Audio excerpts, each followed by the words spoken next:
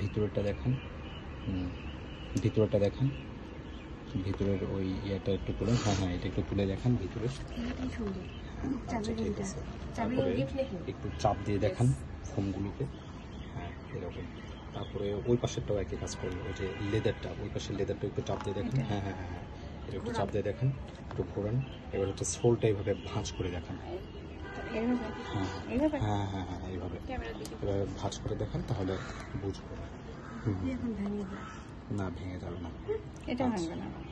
এই এবার হচ্ছে একটা রোটেট করে ক্লোজ করে দেন, কিভাবে করব? চারপাশে এভাবে করে ঘুরিয়ে, এভাবে ধরবো? হ্যাঁ হ্যাঁ হ্যাঁ হ্যাঁ